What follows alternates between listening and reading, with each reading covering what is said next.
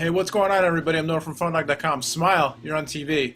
Well, not really. But I just want to say thanks to the folks at Samsung for lending me this handy-dandy full HD camcorder. See, it says right there, full HD, 1080p. So we can experiment with doing some PhoneDog videos in HD. So let us know what you think in the comments. HD, is it worth it? Does it matter? Do you care? Let us know. All right, let's get on to the dogfight. We'll take a look here at the web browsers, and they're both WebKit based, so fairly similar. They're both multi-touch enabled. They both render pages well. The iPhone browser has a few refinements to it. It's got a built-in RSS reader, which for me is something I use a lot. That kind of gives it a little bit of a nod for me, but in general, very similar. We're looking at comics.com, the Snoopy page here, or Snoopy.com, which redirects to comics.com/peanuts, the Peanuts homepage. And you can see the same page displayed on both phones, renders out pretty faithfully on both devices. On the iPhone, you've always got the address and search bar on top and your controls on the bottom. On Hero, you press Menu to pull those things up, and pretty similar in terms of controls and everything. You can, on the iPhone, things like double tapping and column formatting, just a little bit faster, a little bit smoother. Little mistap there on Hero. That happens to me all the time on iPhone too, so not really that big of a deal. But you can see just a little bit of a kind of a more kind of jittery lag, kind of stuttery, zooming in and out on Hero, but it's minor. I mean, I'm pointing that out because I'm reviewing the phones. If you were using it, I think in general, using the phones, you would notice lag in general on Hero, but not necessarily specifically when it comes to things like, looking at the web page. Like, by itself, you might not notice it so much. Compared with the iPhone 3GS, you do notice a little bit of a lag, and it's a little more laggy on here, a little smoother on the iPhone 3GS. Obviously, the multi-touch for zooming in and out on iPhone, and we'll show it to you on Hero as well. And that's working pretty well on Hero there. Violet, seriously, come on, stick together as a team. What's going on anyway? Violet wants to quit because the team never wins. Charlie Brown, it's not the winning that counts, the fun is in the playing. Oh, see, yeah, because he knows, right? Team never wins. Poor Charlie Brown.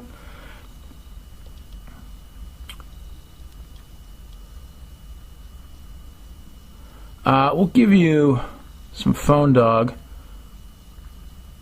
Whoops.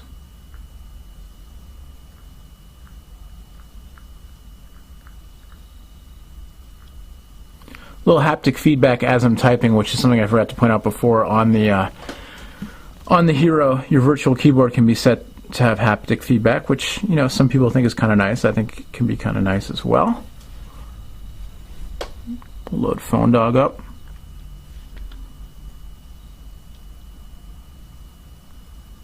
And don't forget, you can play the One Pod Bandit. You can win some phones.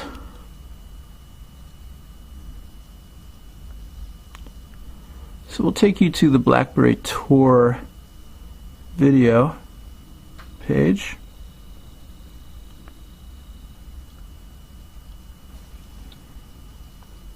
Form factor wise, I like them both. I think they both feel nice. The Hero feels, it's a little more solid, a little heavier feeling than the MyTouch 3G is. And I kind of like it. I like the chin.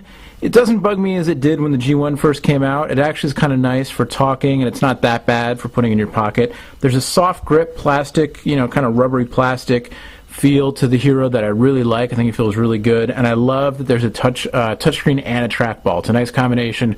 Even if I use the touchscreen much more than the trackball, I do like that the trackball's there. I think it's kind of cool. The white version of the Hero is Teflon coated to resist fingerprints and that kind of jazz. iPhone 3GS, feels basically the same as the original iPhone and iPhone 3G did. It's an iconic design. It's eye-catching. I think it's nice. And it's got a slightly larger display than Hero does, which I also kind of like.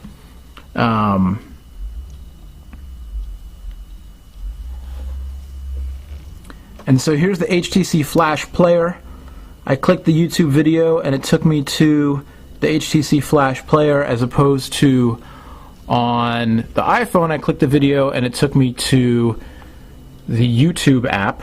And here's the same video running on both phones. What's going on, everybody? I'm Noah from PhoneDog.com, and this is the... And you can see it's a little clearer on the iPhone. See, it says it right there, Verizon. This is the BlackBerry that Verizon users have been waiting for, and straight up, it is the best BlackBerry experience to ever grace the big... And so there you go. There's your controls. They're pretty similar. Few qualms with the phone, the most notable of which is that it does not have Wi-Fi. So, you know, a little bit nicer video playback on the iPhone for sure. It's a smoother, clearer picture of the same file than it is on the HTC for the YouTube player versus the HTC Flash player. But hey, HTC's got Flash support, and you can't say that about iPhone, can you? The big difference for most people, aside from the fact that the HTC phone is only available unlocked and is not on a U.S. carrier if you're in the U.S., the big difference is going to be the Android market versus the Apple iTunes. Oh, we got a little freeze? Oh, there we go. Okay. The Android market versus the Apple App Store. A gabillion apps, I think, are now available in the iTunes Store. I don't even know how many, but there are a ton of apps available. Android market's getting bigger all the time, but it's not nearly as big. And even if a lot of the apps in the Apple App Store now are garbage, one man's garbage is another man's treasure, right? And there are a ton of apps, and gaming especially is where the iPhone has and will continue to have an advantage, because Apple's putting, you know, a lot of weight behind the gaming with their relationships with other businesses, as well as, you know, the actual hardware itself.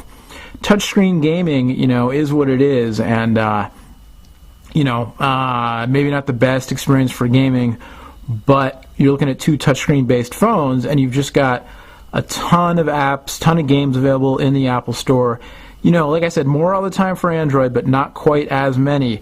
Hopefully, but you do have Galaga for free. Hopefully this, let's just do a quick search for Galaga on the iPhone. Why not? Hopefully this fall and winter, as more Android phones are released, because we're still looking at supposedly somewhere between 15 and 20 Android phones before the end of the year still, globally. Hopefully we'll see more cool apps for Android. As of right now, though, and you can see the loading process in the background, Apple took me back to the home screen. There's my app loading.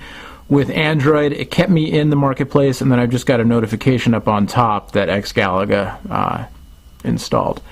So, and yeah, as I was saying, hopefully, you know, this fall and winter we'll see more and more next year, more and more apps for Android. And, you know, you don't need a gabillion apps, but you need a bunch of good ones. And just the way the marketplace works, the more apps you have, the more likelihood you have of having good ones, right? So as it is now for Android, you can play games. The trackball actually is a big advantage for gaming. I didn't really think about this, but now that I'm playing Galaga, you know, the trackball does serve almost like a gaming controller. And, oh, fighter captured? Oh, no, it's a power-up. Oh, it's a little different with the Galaga Remix. That does actually, you know, that's interesting. Hadn't thought about it before, but the trackball could be a boon for Android gaming. Because already I'm enjoying my Galaga experience on the Android more than I've enjoyed any shooter game on iPhone before. Just because, touchscreen for shooter games, I don't know. Let's see. It's a slicker game. You can buy the full version. I don't want to. I'm trying to touch the screen. Hello, thank you. So let's see how this works out. Oh, nice. See the authorized version, though. You get the music and everything.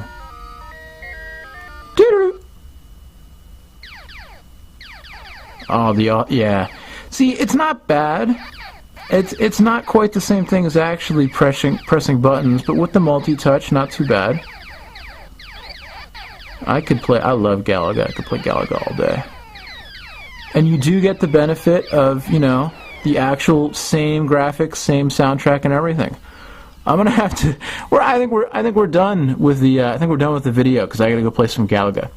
So App Store again. You can play games. You can get productivity apps. You can get social networking apps. You can get GPS apps that track your jogging on Android, just like you can on iPhone. The thing with iPhone is you're going to get more big name apps. You're going to get more quality apps, and you're going to just in general have more apps to choose from, just because of sheer volume and Apple's been so profitable, everybody wants a piece. That being said, developers are starting to move towards Android and Palm WebOS and BlackBerry App World and stuff, because there's so many apps already in the Apple App Store. They have a better chance of being found, their new apps, in places like the Android market. So it'll be interesting to see what happens with the application stores in the next year or so.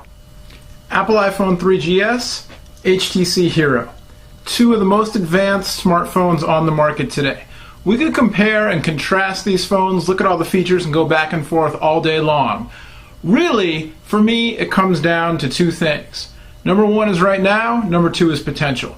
Right now, iPhone 3GS is the winner. Why? It just works better. It's faster, the hardware is faster, the software is faster and smoother and more optimized, and everything on the phone that it does a little bit better. The apps are a little more refined, the speed is a little better, the multi-touch zooming in and out is a little bit smoother. It's been around the block, it's the new faster hardware, and it just works a little more smoothly. Now, when you're looking at the future, a company like HTC isn't going to rest on their laurels. They know that the Hero is a little bit laggy. They've already been talking about software optimizations. It's just come out. It's not out yet on a US carrier. The latest rumors have it going to Sprint, possibly in October, so stay tuned for that. Maybe it'll launch at CTIA in the fall. We'll be there, so check it out. So there's a ton of potential here. HTC has done a lot with Windows Mobile over the past few years with their TouchFlow 3D user interface. It's really made the latest iterations of it on the Touch Pro 2 and Touch Diamond 2 are just incredibly usable and make Windows Mobile that much more usable to the mainstream and the power users. They're showing some of that same innovation here with TouchFlow 3D. It's just, for me, not quite smooth enough to recommend day-to-day over one of the arguably the leading and the most popular smartphone in the world right now, the iPhone 3GS. It's going to get there, and it has features for the power user, the people integration, the autocomplete system with the keyboard, and the custom dictionary, things like that, the notifications that are better on paper or, in static, so to speak. They're better than what iPhone offers. They're more advanced and more sophisticated. They do more to keep you in touch real time. They just don't run as fast and as smoothly as iPhone's features run. And then you've also got the App Store, which for a lot of people is a huge calling card. So for me right now, I'd say this. iPhone 3GS is the winner because it just works better, like I said. It also has a big leg up when it comes to gaming and a small leg up when it comes to entertainment in particular. But there's a lot of potential here, hardware and software. As Android comes into its own, as more Android devices come out, the Android market should get bigger. And what HTC has shown with their custom Sense UI, there's a lot of potential coming down the line. Obviously, we can't forget about Palm Pre. We can't forget about Windows Mobile or Symbian because they're not going away overnight. But I think right now you're looking at two of the three leading smartphones on the market for a new smartphone buyer. Palm Pre being the other one because WebOS, like Android, like the Hero, Pre with WebOS, a lot of potential, just needs some refinement and then lots more apps. But for now, still, the winner and champion is the iPhone 3GS. I know lots of people are going to argue and complain, and that's fine, because like I said, there's a lot going for Hero and Android and the Sense UI. It just needs a little more fine-tuning before I can really call it the champ. But I'll tell you what, there's a lot going on there. Apple, you better get working on iPhone OS 4, because when it comes to smartphone features, social networking, notifications, all that, HTC and Palm, I think I have a leg up on you. Till next time, I'm Noah from PhoneDog.com. Thank you so much for watching. As always, head over to PhoneDog and, sound off, voice your opinions. If you think I'm right, if you think I'm wrong, chime in the comments and the forums, let us know why, and play the One Pod Bandit for a chance to win a brand new smartphone. Till next time, we'll see you.